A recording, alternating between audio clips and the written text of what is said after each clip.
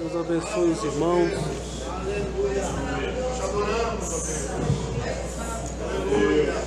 Deus abençoe os músicos, cada um dos irmãos. Vamos fazer uma oração. Você quer ouvir Deus falar contigo? Vamos se desligar um pouquinho das coisas naturais e vamos buscar espirituais nesta hora. Pai querido, mais uma vez estamos em Tua presença. Estamos estudando o livro de Daniel.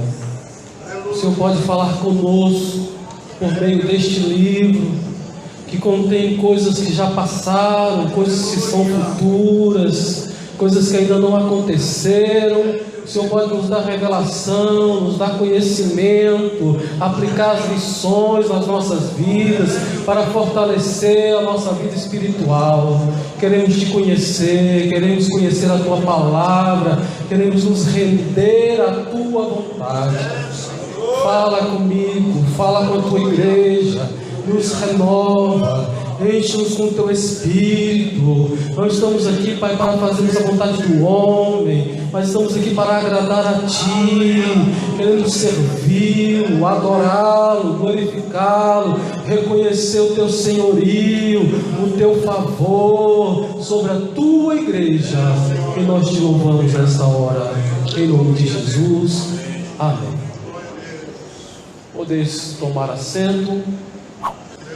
No capítulo anterior, nós estivemos estudando, falando sobre 4 animais, e no quarto animal, diz a palavra que ele possuía 10 chifres, e na revelação da palavra, nós entendemos que são 10 reinos. Continuando, diz que desses 10, 3 chifres caem e nasce um chifre pequeno. E conforme estudamos na doutrina anterior, isso se refere a algo vindouro que ainda não aconteceu, apontando para o anticristo, que vai assumir a terra, vai estar no comando da terra em algum período aí no futuro. Então, para a gente entender, lá no capítulo 8 nós temos um pequeno chifre. No capítulo 7, no capítulo 8 que nós vamos estudar, também tem um pequeno chifre. Então eu vou começar por aqui. É a mesma coisa? São coisas diferentes? A gente vai começar por essa separação ou distinção. Mas eu gostaria de falar um pouquinho sobre o anticristo. Às vezes a gente, na correria, acabei deixando de falar algumas coisas que eu acho necessário, só para os irmãos pensarem, estudarem, aqueles que gostam de aprofundar um pouco mais na teologia, possam aprofundar mais no conhecimento. Então, uma das coisas, de qual povo será o anticristo? Amém. Não tem dúvida não, o irmão Hélio está certo. O anticristo será do povo judeu. De novo, o anticristo será de que povo? Quase aprendendo, vamos lá? De que povo vai vir o anticristo? Está difícil, vocês não querem colaborar comigo não hoje? É só vocês repetirem, para gravar, isso é didático. Porque tem gente que acha que o anticristo vai vir dos muçulmanos, que o anticristo vai vir dos alemães, que o anticristo vai vir de algum outro país. Mas eu e muitos teólogos, é claro que eu vou buscar na fonte, eu vou estudar, né? O anticristo ele tem que vir dos judeus. Por quê? Primeiro, ele vai ser aceito pelos judeus como Messias. O judeu vai aceitar o Messias que seja estrangeiro? Não, de forma alguma. Ele vai aceitar o anticristo como Messias, porque Jesus falou: eu vim no nome do meu Pai, e vocês não me receberam. Jesus foi rejeitado pela maioria ou por uma boa parte dos judeus. Depois da ressurreição, nós vamos ver que muitos sacerdotes, muitos aceitaram a Jesus, inclusive a família de Jesus que não acreditava nele, os seus irmãos, muitos seus irmãos não serviam a Jesus, mas quando Jesus morre e ressuscita, muitos dos seus irmãos começam a crer também em Jesus, assim como também muitos judeus, aqueles judeus lá de Atos, 2.000, 3.000 nas pregações de Pedro, são judeus, a maioria. Então muitos judeus também aceitaram a Jesus. Não é correto afirmar que todos os judeus rejeitaram Jesus. Uma boa parte, principalmente quando ele estava vivo, mas não todos. Amém? Então o anticristo, se você abrir a Bíblia, você pode anotar e depois conferir, que eu não vou ler. Mas se você abrir a Bíblia lá no capítulo 59 de Gênesis, nós vamos ter a bênção de Jacó sobre as 12 tribos. E naquela bênção, ele fala o nome de todas as tribos, inclusive Levi. Os irmãos sabem que são 12 tribos, mais a tribo de Levi. Sim ou não? Toda a terra foi dividida em 12 tribos, as terras. Mas a tribo de Levi não ganhou possessão, porque a possessão deles era o Senhor. Amém? Então são 12 tribos mais a tribo de Levi. Se a gente for para Apocalipse, e agora me fugiu o capítulo, quando eu comecei o capítulo estava na ponta da língua. Nós vamos ver os 144 mil. Quem encontrar me avisa aí. Apocalipse 144 mil. Lá vai falar 12 tribos também. 12 mil da tribo de Dan não. 12 mil da tribo de Efraim. Eu só estou falando as duas que não vai estar lá. Exatamente as duas tribos que não vão estar lá. Essa é a minha comparação. Compare os 144 mil com a profecia de Jacó. E vocês vão observar que vai faltar a tribo de Dan e a tribo de Efraim no Apocalipse. Por que isso? Porque foram as tribos talvez um pouco mais idólatras. Todas as duas vão trabalhar com a idolatria. No capítulo 18 de Juízes, nós vamos ver algumas pessoas da tribo de Dan indo espiar a terra, passam numa casa de Mica, e lá na casa de Mica ele fez ídolos para ele. Ele pagava salário para um levita ficar intercedendo junto aos deuses que ele mesmo criou, assalariou aquele levita. Eles passam lá, consulta aos deuses, não a Deus, mas aos deuses, as idolatrias, e vão para a viagem que eles tinham que fazer. Na volta eles passam lá na casa de Mica, toma esse levita e fala: você agora vai ser, capítulo 7 de Apocalipse, né? O 144, 14? Hã?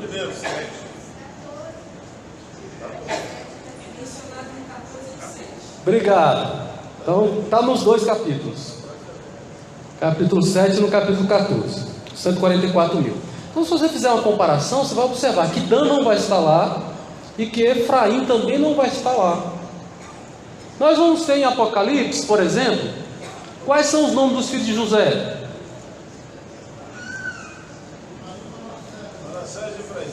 Manassés e Efraim.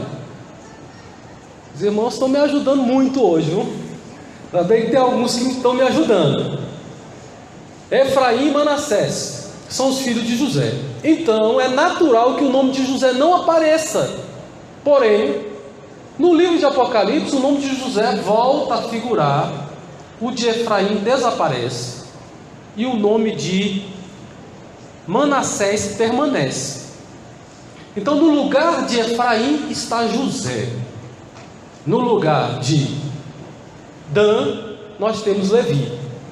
Ah, pastor, mas Levi é tribo. Tudo bem, Levi é tribo, mas na divisão das terras ela não é contada. Quando fala 12 tribos, não estava incluso no Velho Testamento a tribo de Levi. Tá bom? Pastor, o que é que o senhor quer fazer, pastor? O que é que o senhor quer chegar? Estou falando do anticristo. Lá no livro de Gênesis, no capítulo 49, nós temos a profecia, e tem uma profecia para Dan. E diz que Dan é como serpente. Se você observar, quando fala de Judá, ele diz que o cetro não sairá de Judá. Isso é uma profecia, irmãos. Os irmãos entendem isso? Que antes de ter povo, antes de ter nação, só quando tinha só os filhos, só os 70, Jacó abençoa os seus filhos com uma bênção, e cada um, quase tudo que ele fala acontece. Não tudo, mas algumas coisas acontecem. Por exemplo, o cetro na tribo de Judá, embora o primeiro rei foi da tribo de Benjamim, mas a profecia, a palavra de Deus, a promessa para o reino eterno é na tribo de Judá. Inclusive Jesus é o filho de Davi, ele é da tribo de Judá, o próprio Senhor Jesus. E para Dan, ele traz uma profecia dizendo que ele vai ser serpente. Então alguns estudiosos trabalham a questão de Dan como sendo a tribo provável que virá o anticristo.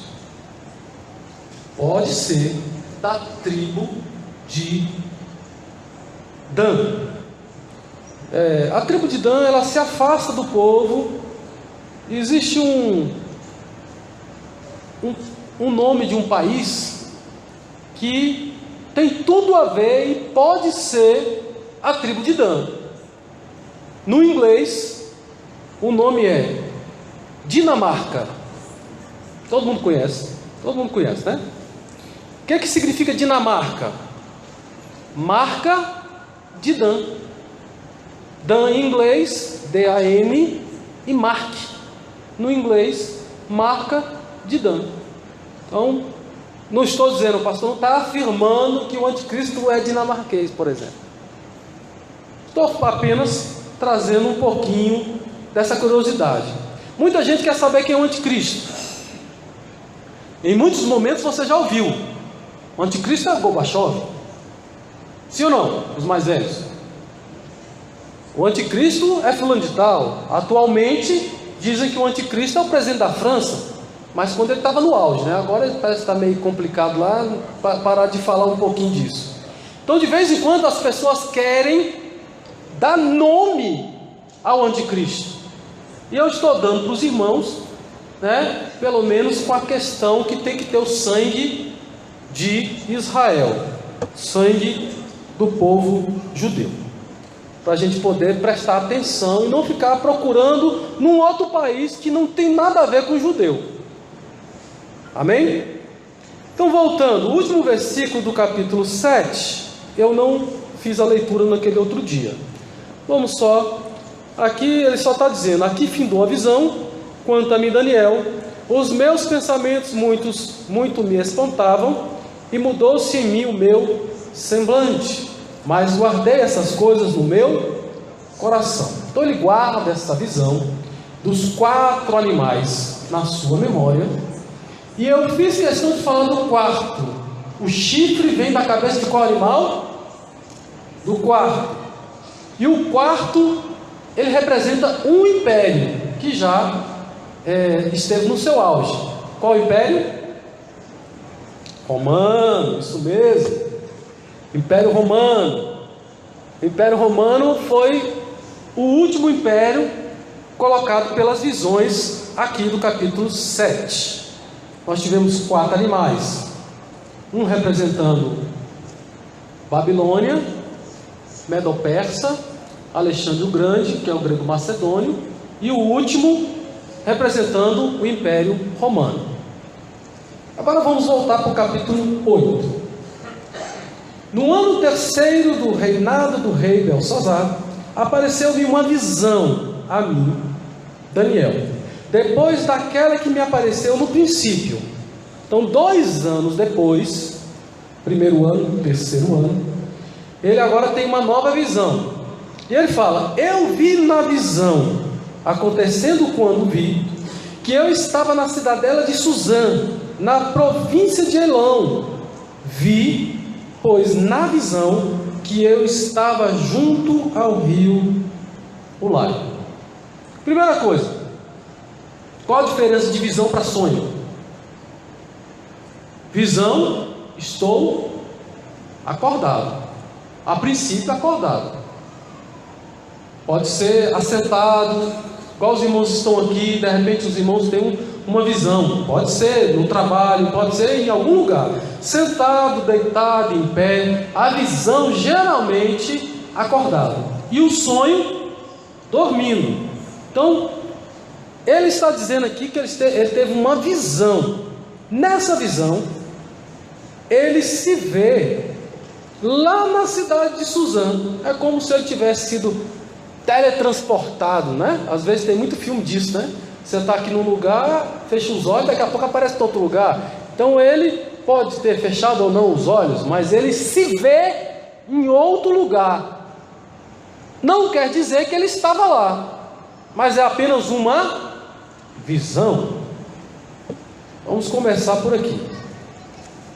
Então ele está tendo essa visão de estar aí nessa cidadela. Essa cidade aí de Suzã é uma cidade importante, principalmente na época do Medo-Persa, porque era costume dos reis, isso está nos comentários, que eles, os reis de Babilônia, passavam lá 3 meses do ano, julgando as causas. Então era uma cidade importante do reino da Babilônia. O restante eles passavam aqui na cidade de Babilônia. Nós estamos no 3º ano de rei Belsazar, então o rei está em Babilônia, ainda governando a Babilônia, o rei Belsazar. Levantei os meus olhos e vi, e eis que um cordeiro estava diante de mim. Então versículo 3 e 4 vai falar do carneiro. O carneiro vai ter a explicação de quem é o carneiro. Mais à frente nós vamos ver quem é o carneiro, né? O carneiro, na verdade, é o Império Medo-Persa. Vai estar falando mais à frente. Então vamos lá. Ele viu o carneiro que estava diante do rio e que tinha 2 pontas. As 2 pontas eram altas, mas uma era mais alta do que a outra, e a mais alta subiu por último. Aqui está falando dos 2 reis, Dário e Ciro. Das 2 pontas, o animal é o Império Medo-Persa.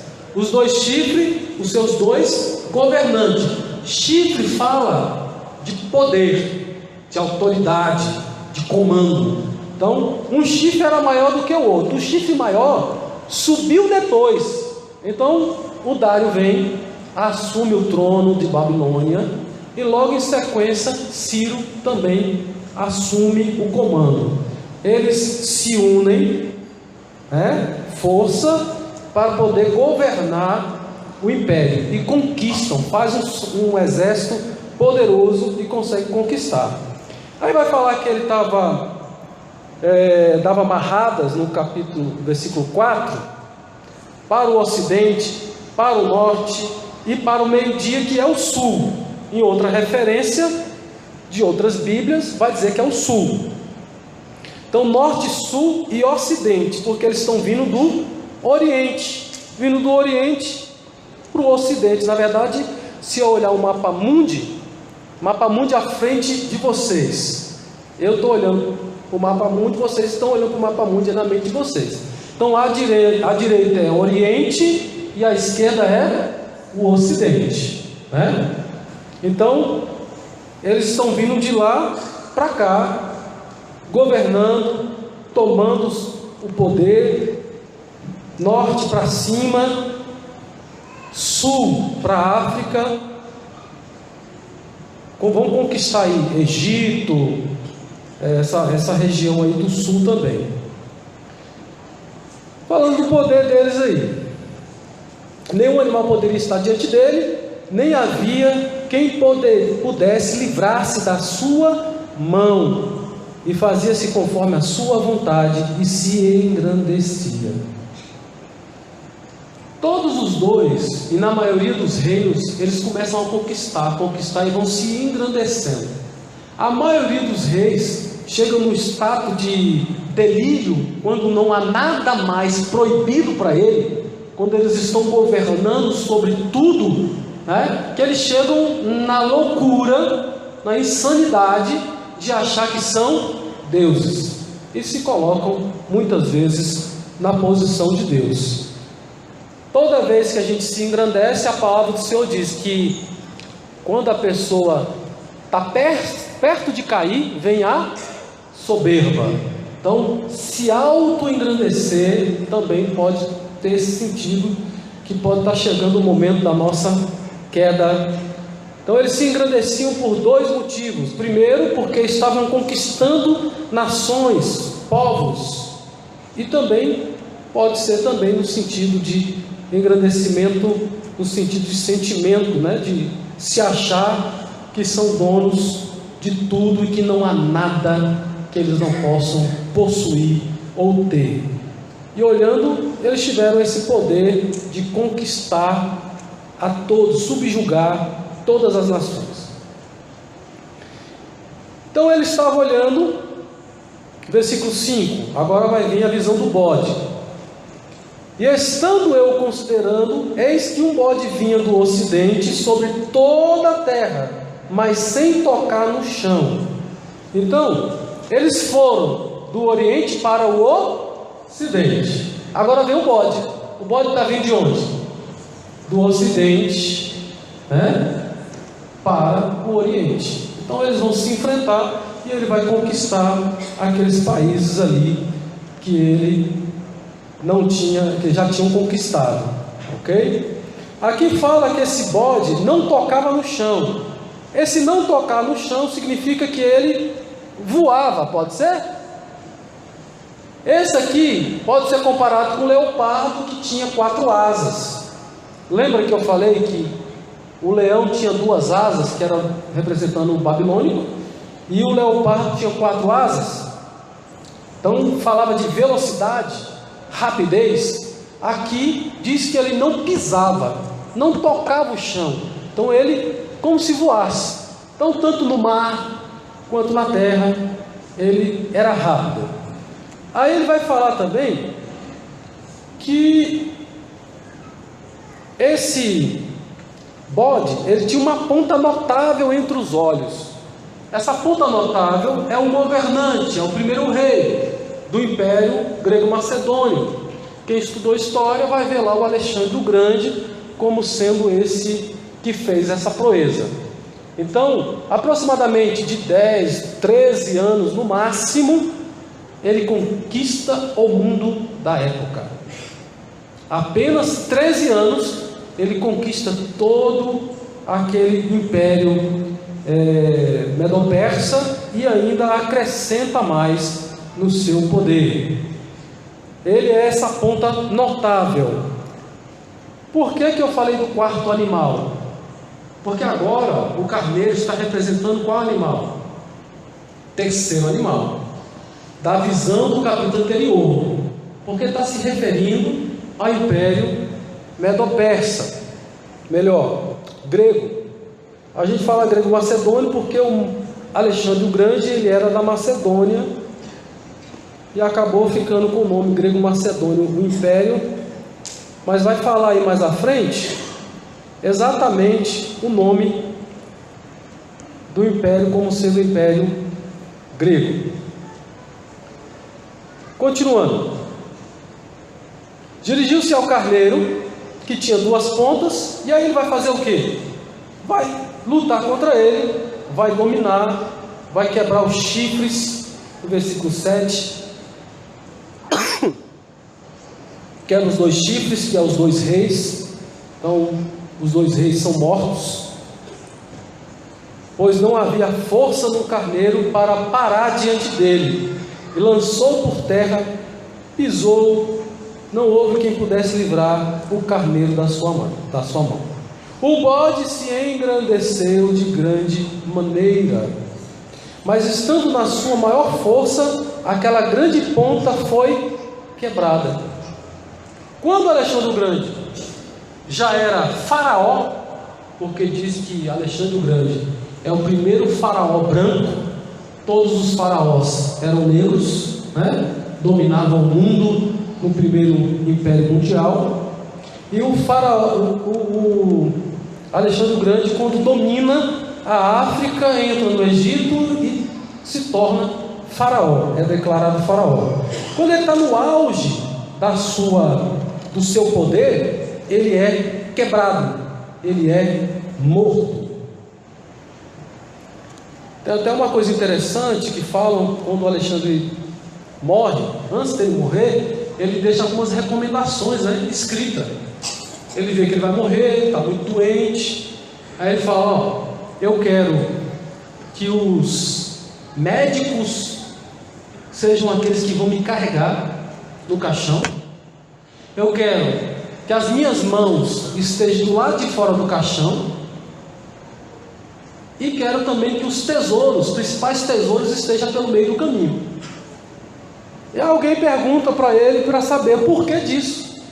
E ele fala que para os médicos saberem que nem toda doença eles podem curar, e que ele nasceu sem nada e vai deste mundo para o outro mundo sem levar nada, e os tesouros no meio do caminho para dizer que todas as conquistas que você realiza fica aqui mesmo, você não vai levar ela para outra vida. Fica uma aplicação para a gente, se a gente levar para o lado espiritual, né? Porque às vezes a gente corre tanto atrás das coisas materiais e esquece que a gente não vai levar nada. Quando a gente partir daqui, vai ficar isso aqui que nós estamos fazendo hoje, aprendendo a palavra, aquilo que a gente vai fazer daqui a pouco, o pastor Paulo, junto com aqueles que desejarem, né? Vão estar orando. É fruto dessa intimidade, fruto dessa oração, da consagração, da comunhão com o Senhor, que nós vamos desfrutar com Ele na eternidade. Louvado seja o nome do Senhor. Gastamos tanto tempo com coisas fúteis, gastamos tantas energias pensando em coisas materiais, internet, celular, Facebook, gastamos tanto tempo, perdemos tanto tempo, e a palavra do Senhor diz no versículo que Ele é atualíssimo, remir o tempo. Eu e você precisamos remir o tempo, salvar o tempo, usar melhor o tempo, aproveitar melhor o nosso tempo. Então, aí Alexandre o Grande morre. Como nós falamos da outra vez, o leopardo tinha 4 cabeças que representavam os 4 generais. Aqui não. Aqui nesse animal, o chifre notável cai, é quebrado, e nasce 4 chifres que vão dar para os 4 cantos da terra: Ocidente, Oriente, Norte e Sul. Então cada um dos seus generais entram em acordo lá e vão cada um para um canto e dominam os 4 cantos da terra. Ok? Então estamos aí. Essas 4 pontas notáveis para os 4 ventos do céu. Uma delas saiu, uma ponta muito pequena, o qual cresceu muito para o meio-dia, e para o oriente, e para a terra formosa. Aqui vem falar da ponta.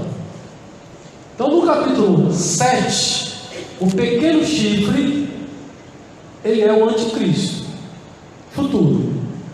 Aqui tudo indica que já aconteceu para nós. Para Daniel era futuro. Esse é o antigo quarto, ou antigo Epifânio. O que significa a palavra Epifânio? Epifânio é revelar-se. Deus se manifestou. esse Antíoco, ele chega a escrever, fazer uma moeda com a cara dele de um lado, a esfinge dele de um lado, e do outro ele coloca o rei, não, Deus, né? Epifânio, Deus que se manifesta. Sabe o que Epifânio está dizendo? Eu sou o Messias, eu sou o Deus Emanuel, o Deus conosco, eu sou o Deus que se manifestou em carne. Epifânio, ele vai fazer praticamente a maioria das coisas que está aqui nessa profecia. O que ele faz? Aí diz que ele foi para Sul, Oriente e Terra Formosa. Qual é a Terra Formosa? É a terra de Canaã, que mana leite e mel. E se engrandeceu até o exército dos céus, e alguns dos exércitos das estrelas deitou por terra e os pisou, e se engrandeceu até ao príncipe do exército. Algumas referências vão dizer ao príncipe dos príncipes, e por ele foi tirado o contínuo sacrifício, o lugar do seu santuário foi lançado por terra. Ele cessa nesse período. O Antíoco, ele está no ano 167 até o ano 163, praticamente aí no governo como um rei. Então ele nasce de uma das 4 pontas, de um dos 4 generais, Seleuda, né? Ele vai ser desse reino, substitui lá para quarta, quinta, ele parece que é o 4º rei dessa dinastia. Então ele vai fazer guerra aos santos. É uma prefiguração do anticristo, que vai fazer guerra contra os santos, vai fazer guerra contra a igreja. E ele vai cessar o sacrifício, ele vai profanar o templo, ele vai obrigar os judeus a comer carne de porco dentro do templo, ele vai queimar animais imundos e sacrificar dentro do templo, para profanar o templo de Jerusalém. Ele provoca, essa ira. Então ele está aí. O exército lhe foi entregue com um sacrifício contínuo por causa das transgressões, e lançou a verdade por terra, fez isso e prosperou. Qual é o motivo do crente ser derrotado? Qual é o motivo que eu e você podemos sofrer baixa? Que Satanás pode entrar na minha casa, na minha vida, e querer destroçar com a minha casa ou com a minha vida? Por causa da, segundo texto, transgressão, por causa do pecado. Lembra que quando eu comecei Daniel, eu falei para os irmãos que eu ficava sem entender como que Deus permitiu a destruição do templo, e nós provamos que o templo não era mais a casa do Senhor, mas a casa de fazer orgia, a casa de fazer idolatria, a casa onde tinha ídolos escondidos. A casa já estava profanada, já não era o altar, já não tinha respeito pelo altar de Deus, pela casa do Senhor. Então, isso fez com que Deus permitisse Nabucodonosor entrar lá e destruísse o templo. Agora, Deus está mostrando mais uma vez que vai acontecer de novo, que vai ser destruído o templo novamente, que vai chegar a hora que o templo vai ser destruído. Quando Nabucodonosor destrói o templo, Nabucodonosor não profana nem o templo, nem as coisas do templo, nem os utensílios do templo. Ele pega tudo e leva para a Babilônia. Por que Belsazar perde o trono?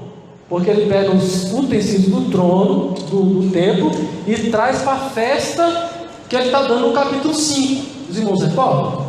No capítulo 5 ele traz os utensílios para dentro do palácio, onde ele está fazendo um festival lá, fazendo uma festa para 1000 pessoas.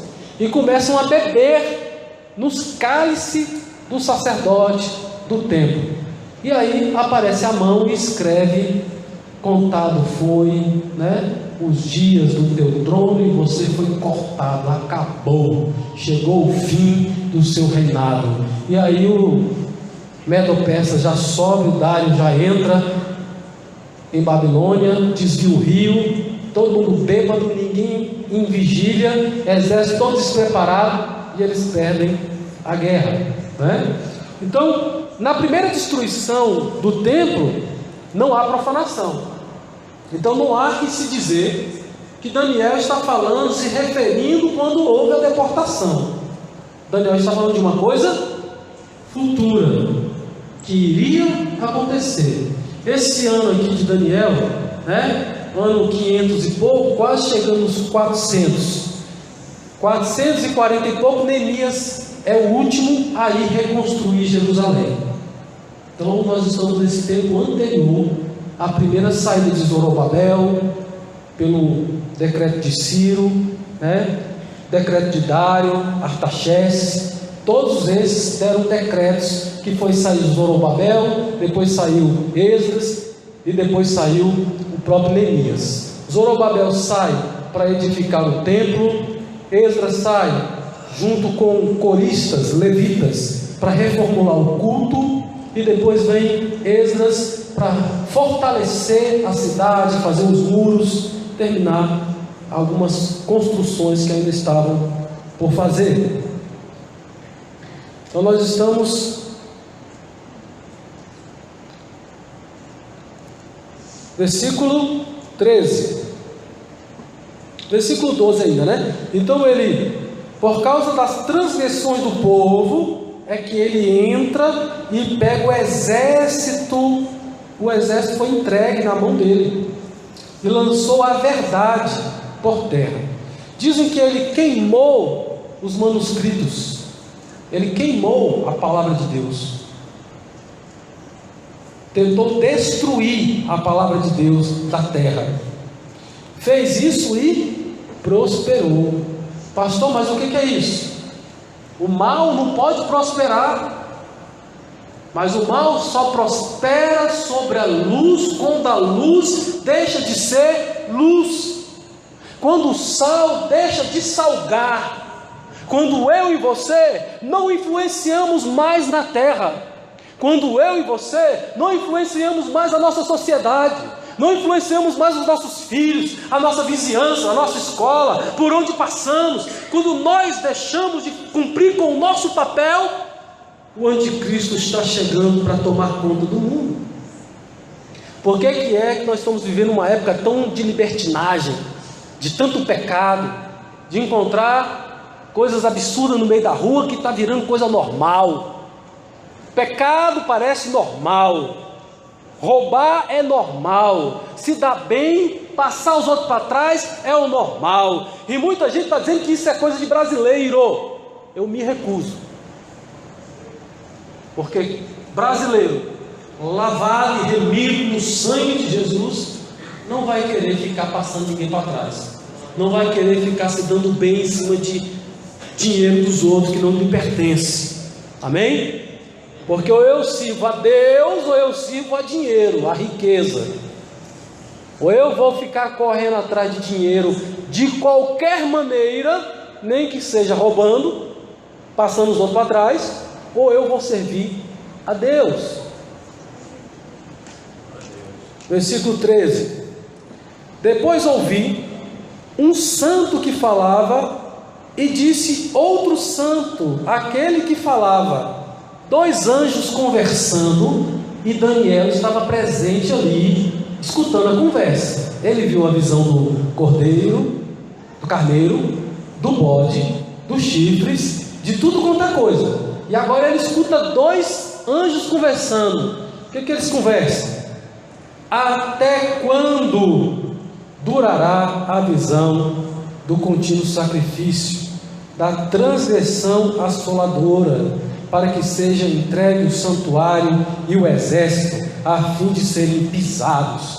Irmãos, dizem que aproximadamente no livro de Macabeus, embora nós somos evangélicos e a gente considera o livro de Macabeus como apócrifo, mas ele também pode ser considerado um livro histórico, não espiritual, mas histórico, por ter sido escrito muito tempo atrás. Ele conta a história do Epifânio, o jeito que ele entra dentro, primeiro Macabeus, primeiro capítulo, do jeito que ele entra nos templos, no templo, o jeito que ele entra em Jerusalém e vai arrebentando com tudo, vai profanando. Então ele lá vai falar sobre isso. Então aqui está falando aqui, até que será entregue o santuário, o exército, a fim de serem pisados, vão ser mortos. Diz os historiadores, Flávio José, que mais de 100.000 judeus morreram nessa crise, nessa intervenção em que Deus entrega o povo de Deus na mão do Epifânio. A gente estava falando sobre pessoas que já foram consideradas como anticristo. Nós já ouvimos falar que o próprio Hitler, na época que ele estava matando judeus, era o anticristo. Nero, mais atrás, dos imperadores romanos, Domiciliano, ainda tem Calígula,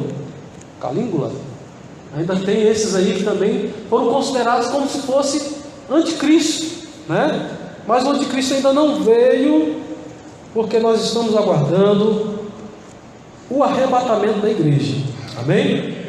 Então, se o arrebatamento ainda não veio, se Jesus ainda não levou a sua igreja, o anticristo ainda não pôde dominar isso aqui. Irmãos, por que o anticristo ainda não está tomando conta? Porque não chegou a hora. Porque ainda não chegou a medida de maldade da sociedade. Porque assim que a sociedade atinge um nível de pecado, Deus vem e intervém na história. Deus tira o rei, coloca outro rei, ainda que aquele rei seja até pior do que o outro. Mais para frente, quando a gente vai ver a história, a gente observa que às vezes um fez uma coisa e o outro fez pior ainda, o rei que vem depois. Mas mesmo assim, toda vez que o país, o governo, o rei chega no nível de pecado, o reino entra em colapso e perde. É só olhar a história, né? Então eles estão perguntando: até quando vai durar isso? Aqui, irmãos, versículo 14 é muito complicado, há várias linhas. Eu vou continuar com a linha do Epifânio, sendo essa pessoa que cumpre com esses dias, né? Aqui está escrito: até 2.300 tardes e manhãs. É como se ele estivesse contando os sacrifícios, como se tivesse um sacrifício pela manhã e um sacrifício à tarde. Então 2 sacrifícios por dia. Então você divide 2.300 pela metade, vai dar 1.150 dias literais. Eu estive estudando e vi que começa ali realmente com esse momento que o Epifânio entra na cidade para profanar o templo. Então começa essa guerra até o dia em que os macabeus lideram uma revolta e conquistam de volta e expulsam esse reino daqui da Judéia, né, de Canaã. Então eles tomam de volta o poder, e isso dá exatamente, aproximadamente, esse período de 1.150 dias. Aí vai ter outras versões, os adventistas vão falar outras coisas totalmente contrárias ao nosso pensamento, mas um pensamento mais próximo daquilo que os conservadores, teólogos utilizam, essa visão aí de 1.150 dias, tá? Considerando tarde e manhã como um único dia. Então fala dobrado os sacrifícios, não ia ter sacrifício nem de tarde nem de manhã. Então essa quantidade de sacrifícios que ia ficar sem até o santuário ser purificado. Então os macabeus conseguem purificar de novo o santuário. E aconteceu que, havendo eu, Daniel, visto a visão, busquei entendê-la, e eis que me apresentou diante de mim como semelhança de homem, e ouvi uma voz de homem nas margens do lago, o qual gritou e disse: Gabriel, dá a entender a este a visão. Então, como a semelhança de um homem, fala para Gabriel, o anjo Gabriel dá revelação para Daniel. Ok? Uma das coisas que fica para nós aqui é que Deus, quando dá uma visão, quando dá um sonho, Ele não é obrigado a entregar a revelação no mesmo dia, na mesma hora, mas Ele é poderoso para revelar aquele sonho e aquela revelação, aquilo que Ele quer comunicar com a sua igreja. E eu tenho que fazer alguma coisa para isso. Daniel teve a visão, e Daniel se preocupou em entender a visão, em buscar o entendimento. Então não basta ter sonho, não basta ter visão, também é necessário que eu busque essa revelação de Deus. O que é isso? Deus, o que o Senhor está falando? Senhor, o Senhor quer falar o quê? E aí você começa a adorar, glorificar, orar, e falar com Deus, e Deus pode se revelar e completar essa visão. Eu gosto de estudar Daniel, porque Daniel é um homem privilegiado de ver o seu tempo, de receber visões e revelações para resolver problemas que estavam acontecendo naquele momento, mas também teve visões, graça de Deus, para ver coisas futuras. Irmãos, um outro semelhante a esse é o João, né? Era o apóstolo amado, aquele discípulo que deitava no peito de Jesus. A esse também Deus deu visões do futuro, Deus deu visões que ainda não aconteceram, das coisas dos últimos dias, da segunda vinda do Senhor Jesus, do reino milenial, dos fins dos tempos, da consumação dos séculos, né? De todas as coisas que estão prescritas por Deus para acontecer.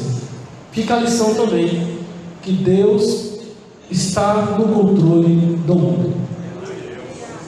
Se Deus está no controle do mundo, se Deus tira um rei e coloca outro rei, se Deus tira um povo que está dominando o mundo e coloca outro povo menor, e ele domina o mundo novamente, significa que os homens estão no teatro, mas se quiserem agir, vão ter que agir de acordo com a vontade de Deus.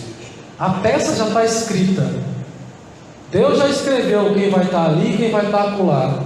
A palavra diz que toda a autoridade é constituída por Deus. A palavra do Senhor já nos garante isso. Então Deus está no comando do mundo, das nações, dos governos, dos príncipes, dos reis, quanto mais na sua vida. Às vezes passamos problemas, enfrentamos dificuldades, enfrentamos a depressão, enfrentamos doenças, dores, às vezes até insuportáveis, mas creia, Deus está no comando. Deus pode intervir, Deus pode curar, Deus pode salvar, Deus pode trazer de volta aquilo que nós perdemos, Deus pode restituir. Ele é Deus, Ele está no comando. Seja a Ele toda a honra, toda a glória. Por isso nós devemos dar a Ele toda a honra, toda a glória. Passando dificuldade, estando na bonança, glória a Deus. Estando tudo bem, não tão bem, ou indo tudo mal, Senhor, glória seja dada ao teu nome. Dentro do barco, tempestade, mar querendo derrubar o barco, quebrar o barco, Jesus, tem misericórdia de nós. Às vezes podemos fazer como os discípulos, não te dá que pereçamos? Não te preocupas que nós estamos perecendo? E Jesus se levanta, Jesus diz ao vento, né? Quieta, mar, fica calmo, vem a bonança agora.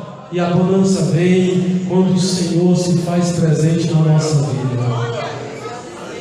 Creia que o que você está passando, enfrentando, existe um Deus que pode te dar força para resolver esse problema. Você não está à mercê das leis da natureza, as leis naturais. Não. A gente pode até quebrar a lei natural, se essa for a vontade de Deus. Podemos quebrar a lei natural, aquilo que é normal acontecer. Se Deus quiser, não vai acontecer quando for para mal.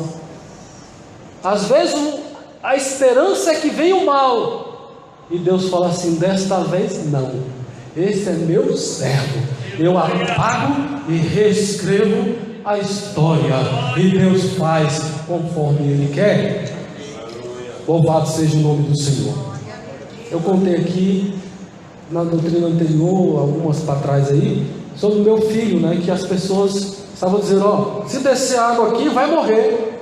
Então o natural é que ele morresse. Mas existe um Deus no controle, existe um Deus no comando, e Ele faz segundo a sua vontade. Quando nós não estamos em transgressão, quando nós não estamos em pecado, Ele pode nos livrar, se isso for redundar na glória dEle.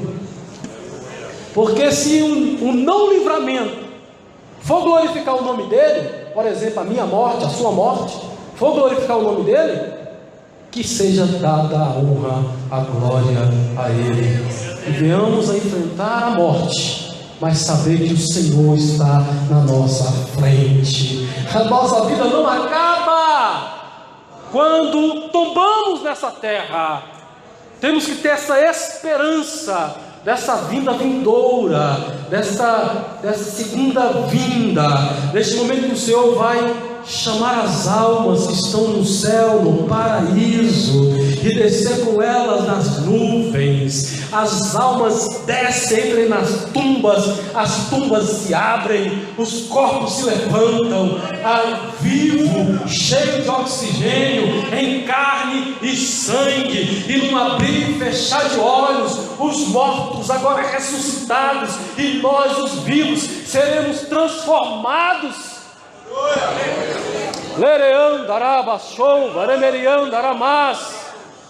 Qual é a razão da vossa esperança? Por que o crente não se desespera quando a morte bate na sua porta? Choramos sim, sentimos a dor sim, a dor da separação, mas não podemos nos desesperar, porque nós sabemos da nossa esperança.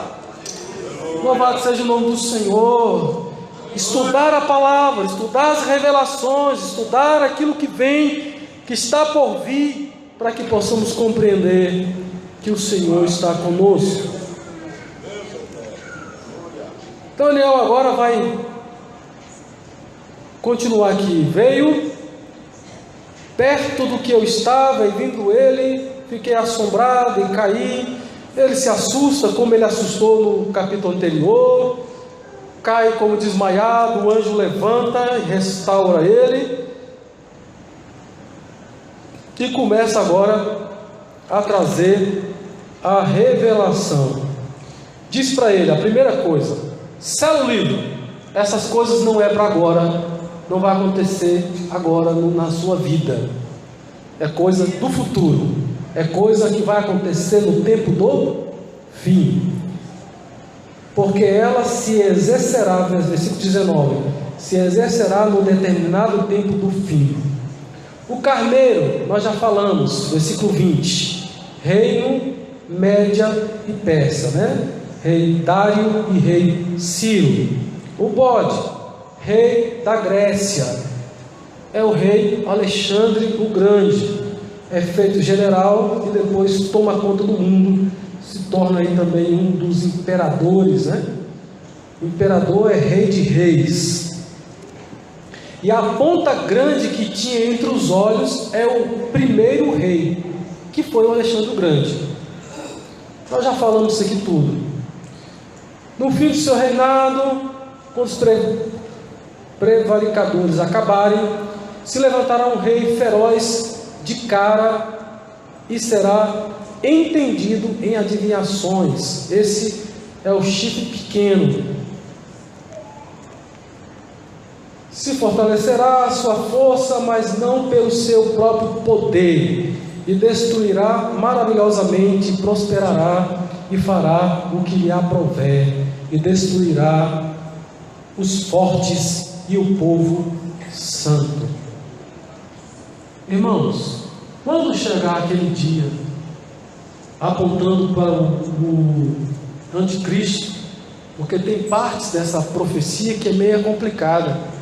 Por exemplo, quando ele guerreia contra o príncipe do exército, em outras versões, príncipe dos príncipes, né? Vai estar falando aí no versículo 25. E pelo seu entendimento também fará prosperar o engano na sua mão, e no seu coração se engrandecerá, e por causa da tranquilidade destruirá muitos. A palavra diz: se o Senhor demorar a vir, porventura achará fé na terra? É um versículo que eu gosto muito. Deus vai achar fé na terra se ele demorar muito? A igreja toda crê que Jesus vai voltar? Glória a Deus. Muitos deram glória a Deus, mas eu quero te trazer uma revelação. Nem todos que andam de Bíblia na mão, nem todos que frequentam esta igreja, nem todos que estão membrados nessa igreja estão esperando Jesus. Pastor, o que é isso, pastor? Eu só estou esperando Jesus se eu estiver com azeite na minha vida, que significa graça de Deus, que significa comunhão com o Senhor, que significa buscar a sua face, que significa ter comunhão com Deus, desejar as boas obras. Então eu tenho que ter unção em mim, e eu tenho que ter também azeite de reserva. Azeite de reserva fala de vida de oração, azeite de reserva fala de vida de intimidade. Então quem não tem intimidade com Deus não está esperando Jesus. Tem muitos que estão esperando passar no vestibular. Tem muitos que estão esperando comprar uma casa. Tem muitos que estão esperando casar primeiro, para depois fazer a obra. Tem muitos que estão esperando coisas materiais, menos esperando Jesus. Sabe por quê? Porque vivemos uma época de paz, porque vivemos uma época de tranquilidade. Mas a palavra diz: paz, paz, mas virá repentina destruição, e muitos serão destruídos, porque estão despreparados, porque não estão esperando a volta do Senhor Jesus. Por causa da tranquilidade, muitos serão enganados. Para que ir para a igreja? Eu posso ser crente em casa. Primeira mentira de Satanás, para tirar o crente dentro da igreja e mandar ele lá na casa dele mesmo, encher o coração dele de massagem, com mensagens preparadas. Pode ouvir essa mensagem aqui, ouve aquela dali, no meio disso daquilo ali tem uma pornografia, no meio disso daquilo ali tem uma distração, tem um filme, tem outra coisa, e nós vamos nos perdendo. Eu posso ser crente em casa. Pastor não manda na minha vida. Graças a Deus eu mando na vida só dos meus filhos e da minha esposa. E aí é o sacerdócio que me dá autoridade. É claro que ela também influencia na minha vida, né? E se eu não ouvir a minha esposa, eu não cresço. Marido que faz tudo pelo próprio olho vai quebrar a cara. A mulher é uma ajudadora, uma companheira, alguém que recebeu a missão de auxiliar o marido na caminhada desse sacerdócio, dessa pregação, dessa palavra. Você está certo, eu não mando na sua vida. Agora, se Deus também não mandar na sua vida, está difícil. Tem muitas pessoas dizendo: eu amo a Deus, mas não amo o próximo. A Bíblia chama ele de quê? Mentiroso. Como é que você disse que me ama, mas não ama quem você vê? Você está vendo o próximo passando necessidade, dificuldade, e não ama ele. Mas você diz que me ama quem você não vê. Aí, se a gente forçar um pouquinho, cai também, né? Forçar a teologia só um pouquinho. Não obedece à voz de um homem que ama na presença de Deus. Porque se eu não andar na presença de Deus, vai se ver nos meus frutos. Que a Bíblia diz que pelos frutos conhece-se a árvore. É só ficar olhando de perto. Tem gente que fica falando mal do pastor, fica jogando pedra no pastor lá de longe. Vem mais para perto. Aí você olha os frutos. Ninguém vai te falar não, você mesmo vai ver os frutos. Dá para saber, dá para olhar, dá para ver muita coisa se você andar junto. Mas a gente às vezes não quer andar junto, a gente só quer criticar, né? Mas como dizer que obedece a Deus, que ama a Deus, se não obedece o homem, se não obedece, não ama o homem? Pode ser que a gente possa fazer essa conciliação? Não vou criar doutrina em cima disso não. Por causa da tranquilidade, o amor de muitos esfriará. Por causa da tranquilidade, muitos não oram mais. Por causa da tranquilidade, o amor de muitos, né, já falei, se esfriará. O fervor de muitos vai acabar. Não vão ser quente nem frio, vão ser morno. E Deus vai nos vomitar da boca. Por causa da tranquilidade, não tem perseguição, não tem igreja sendo fechada, o governo não baixou nenhum edital proibindo o culto. Enquanto há tranquilidade, porque Satanás descobriu uma coisa contra o crente: quanto mais você briga com ele, querendo destruir ele, mais nasce crente. Diz que na igreja do primeiro século era assim, né? Era matando o crente, parecia que o sangue, tem até um hino que diz isso, né? Que o sangue era como se fosse semente, matava e aí é que aparecia pessoas, e você não sabe, mas eu já vi testemunhos de pessoal lá da Rússia, que enquanto as pessoas se reuniam, as pessoas lá, para matar os que estavam servindo a Deus, né? Teve uma vez que o soldado perguntou, chegou numa igreja lá no lugar que eles estavam fazendo culto, e falou assim: quem aqui pode negar Jesus aí? Aí levantou a mão para o cara, ele falou assim: então sai. E aí mandou matar todo mundo que saiu.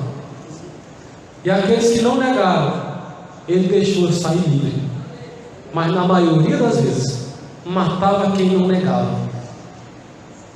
Quem não negava Jesus era morto. Mas ele estava dando testemunho que aconteceu isso com um grupo lá. E esse pessoal, e esse soldado pediu para falar de Deus para ele, falar de Jesus para ele. Lá na Coreia também acontece isso, irmãos. Lá na China, nos países onde a janela 10/40, onde é proibido falar do Evangelho, lá no meio do muçulmano, sabe o que acontece? Eu estava numa das convenções, até a convenção de Paulínia, em 2002, e veio uma pessoa de lá, e estava dando testemunho, que ele estava lá nesse dia. Ele disse que algumas pessoas lá dessa janela 10/40, quem está falando para eles do Evangelho é o próprio Jesus, que está aparecendo e falando para eles sobre ele. Creio, quem quer crer? Eu creio que o Senhor é poderoso, porque diz a palavra que se eu e você não pregar, até as pedras vão clamar, até as pedras clamarão. Nós vivemos numa época de liberdade, numa época em que as pessoas estão fazendo pastores para si. numa época em que o ministério se reúne e antes de apresentar o candidato para a igreja, sabatina o pastor. Se o senhor fizer assim, assim, o senhor vai ter um salário de tanto. Nós vamos estar lá e vamos fazer assim, assim, assim.